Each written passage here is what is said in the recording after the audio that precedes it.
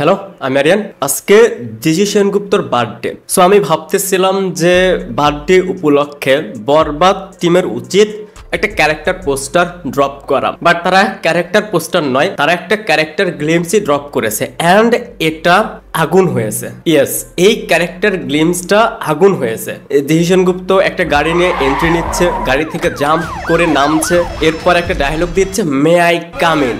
এরপর সে গাড়ি থেকে বিশাল একটা গান বের করতেছে অ্যান্ড ফায়ার, পুরো পুলিশ স্টেশন উড়িয়ে দিচ্ছে। বরবাদে হয়তো জিজি সেনগুপ্ত অনেক বেশি পাওয়ারফুল, লাইক ডন, সো তারই গ্রুপের হয়তো কাউকে অ্যারেস্ট করে নিয়ে এসেছে, পুলিশ স্টেশনে রেখেছে। সো সে গাড়ি নিয়ে এন্ট্রি নিচ্ছে, বিশাল একটা গান বের করতেছে, এরপর সেই পুলিশ স্টেশনের প্রত্যেককে মেরে সে তাকে সেখান থেকে সেফলি নিয়ে যাচ্ছে। সো এই ছোট্ট গ্লিমসটা দারুণ হয়েছে ভাই। আর একটা বিষয় আমি ভাবতেছিলাম যে ভাই কি প্রোডাকশন কোয়ালিটি, মানে এই ছোট্ট একটা গ্লিমসের যদি আপনি প্রোডাকশন কোয়ালিটি দেখেন, আপনি যদি প্রোডাকশন ভ্যালু দেখেন, কালার গ্রেডিংটা দেখেন, সিনেমাটোগ্রাফিটা দেখেন, সেটা কিন্তু দেখতে ভালো লাগছে। বাংলা ফিল্মে এরকম কোয়ালিটিফুল কাজ খুবই রেয়ার। লাস্ট আমরা তুফানে দেখেছিলাম যে তুফানের শুরুতে শাকিব খান একটা মেশিন গান নিয়ে একটা বারে গিয়ে সবাইকে ওখানে উড়িয়ে দিচ্ছে। এই গ্লিমসটা দেখার পর আমার মাথায় তখন ওঠেই চলছিল, বরবাদকে আটকানোর এখতিয়ার কারণে, বরবাদে যদি গল্পও না থাকে, বরবাদে যদি কিচ্ছু না থাকে, ভাই শাকিব খান এবং জিশু সেনগুপ্তর ফেস অফ দেখার জন্য এটা দেখতেই হবে। জিশু সেনগুপ্তকে এখানে দেখতে বেশ ভালো লাগছে।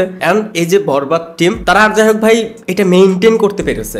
জিশু সেনগুপ্তর বার্থডে উপলক্ষে আমাদের যে একটা এক্সপেকটেশন ছিল একটা ক্যারেক্টার পোস্টারের, সেইখানে তারা একটা ক্যারেক্টার গ্লিমস দিয়েছে এবং এই ক্যারেক্টারটার নাম হবে ফারহান, আরিয়ান ভার্সেস ফারহান। বরবাদের এখন পর্যন্ত যা যা প্রমোশনাল কন্টেন্ট তারা ড্রপ করেছে প্রত্যেকটা আগুন। এখন দেখা যাক আমরা নেক্সট আরো কি কি পাই বরবাদ টিমের পক্ষ থেকে। আর এই চ্যানেলে যদি আপনি নতুন হয়ে থাকেন তাহলে প্লিজ সাবস্ক্রাইব।